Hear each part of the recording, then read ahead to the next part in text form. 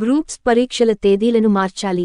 తమ్మినేని తెలంగాణలో గ్రూప్స్ పరీక్షలు వాయిదా వేయాలని నిరసన చేస్తున్న నిరుద్యోగులను అరెస్టు చేయడాన్ని సిపిఎం రాష్ట్ర కార్యదర్శి తమ్మినేని వీరభద్రం ఖండించారు. డిఎస్సి ముగిసిన 2 రోజులకే గ్రూప్స్ పరీక్షలు ఉన్నాయన్నారు. ఎక్కువ శాతం డిఎస్సి అభ్యర్థులే రాయనున్నారని ఎగ్జామ్ వాయిదా వేయడంలో ప్రభుత్వం మాత్రం మొండిగా వ్యవహరిస్తోందని ఓ ప్రకటనలో మండిపడ్డారు. గ్రూప్స్ పరీక్షల తేదీలను మార్చాలని ఆయన కోరారు.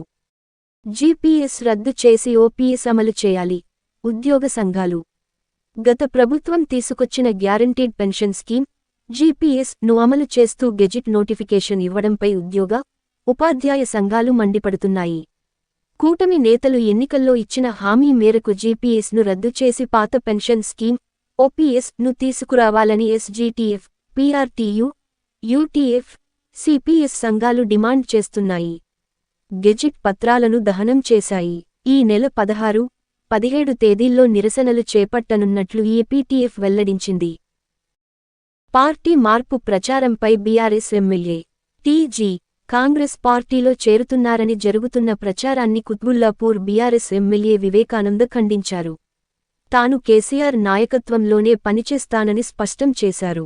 బీఆర్ఎస్ నుంచి కాంగ్రెస్లో చేరిన కడియం శ్రీహరిపై అనర్హత వేటు వేయాలన్న పిటిషన్ ముందు తానే వేశానని గుర్తు చేశారు.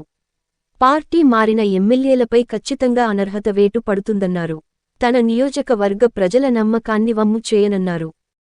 సినిమాను తలపించే క్రైమ్ థ్రిల్లర్ అక్రమ సంబంధం పెట్టుకుని భార్య, పిల్లలను చంపి రోడ్డు ప్రమాదంగా చిత్రీకరించిన భర్త. 48 రోజుల తర్వాత కొలిక్కి వచ్చిన కేసు. ఖమ్మం, రఘునాథపాలెం మండలం బాబోజీ తండకు చెందిన ప్రవీణ్ హైదరాబాద్లో ఒక ఆస్పత్రిలో ఫిజియోథెరపిస్టుగా పనిచేస్తూ అదే ఆస్పత్రిలో పనిచేస్తున్న సోని ఫ్రాన్సిస్తో అక్రమ సంబంధం పెట్టుకున్నాడు. సోని ఫ్రాన్సిస్తో కలిసి ఉండాలని తన భార్య, 2 పిల్లల అడ్డు తొలగించుకోవాలని అనుకున్నాడు. కారులో గ్రామానికి వెళ్తుండగా పోస్టుమార్టంలో ఎంత మోతాదులో పాయిజన్ డోస్ ఇస్తే రాదో గూగుల్లో వెతికి తెలుసుకుని తన భార్యకు కారులో మత్తుమందు సూది ఇచ్చి 4 ఏళ్లలోపున్న 2 ఆడపిల్లల గొంతు నులిమి ఊపిరి ఆడకుండా చేసి 3ని చంపేశాడు.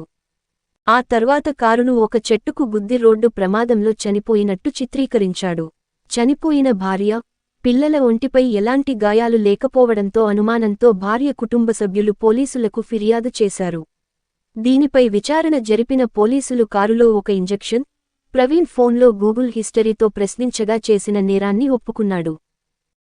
దంతాలపల్లి మండల కేంద్రంలోటి తాగుతూ కార్యకర్తలతో Ponguleti. Dantalapalli July 15 NTM news. Dantalapalli మండల కేంద్రంలో తెలంగాణ రాష్ట్ర రెవెన్యూ గృహ నిర్మాణ సమాచార శాఖ మంత్రి పొంగులేటి శ్రీనివాస్ రెడ్డి మరియు డోర్నకల్ నియోజకవర్గం శాసనసభ్యులు ప్రభుత్వ విప్ డాక్టర్ ఈరోజు హన్మకొండ కలెక్టర్ కార్యాలయంలో జరిగే రివ్యూ సమావేశానికి వెళుతూ దంతాలపల్లి మండల కేంద్రంలో కొద్దిసేపు ఆగిటి తాగుతూ కార్యకర్తలతో ముచ్చటించిన్నారు. ఈ సందర్భంగా మంత్రి మాట్లాడుతూ తెలంగాణలో మహిళలకు త్వరలో ఇందిరమ్మ ఇండ్లు, తెలంగాణలో మహిళలకు ఉచిత బస్సు, 0 కరెంటు బిల్లు, 500లకు వంట గ్యాస్ సిలిండర్ వంటి స్కీంలను ఇప్పటికే పలువురు లబ్ధిదారులు అందుకుంటున్నారు. తెలంగాణలో మహిళలకు ఫ్రీ బస్సు విజయవంతంగా అమలవుతోంది. మహిళలు రూపాయి కూడా చెల్లించకుండానే ఆధార్ కార్డు చూపిస్తూ జర్నీ చేస్తున్నారు. అయితే ఇప్పుడు ప్రజలకు మరో గుడ్ న్యూస్ అందించనుంది ముఖ్యమంత్రి రేవంత్ రెడ్డి. ఇందిరమ్మ ఇళ్ల పథకంపై తాజా అప్డేట్ అందించింది.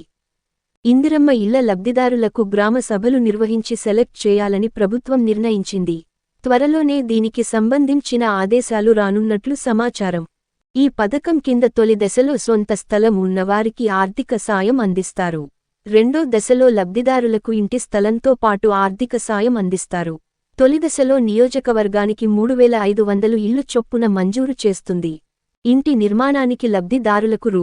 5 లక్షల రూపాయలను 3 విడతల్లో వారి ఖాతాల్లో జమ చేస్తుంది. ఇందిరమ్మ ఇల్లు పథకం కింద ఏడాదికి తెల్లవారుజాము 5కు 10 లక్షల ఇండ్లు మంజూరు చేస్తామని మంత్రి పొంగులేటి శ్రీనివాస్ రెడ్డి వెల్లడించారు. ఇందిరమ్మ ఇళ్లను మహిళల పేరుమీదనే మంజూరు చేస్తామన్నారు.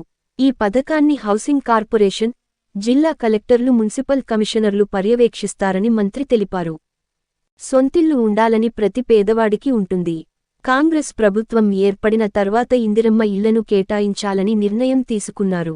రాష్ట్రంలో ఉన్న నిరుపేదలకు ఇందిరమ్మ ఇల్లు ఇవ్వాలని ముఖ్యమంత్రి రేవంత్ రెడ్డి నిర్ణయించారు. ఇల్లు లేని వారు దరఖాస్తు చేసుకోవచ్చని తెలిపారు.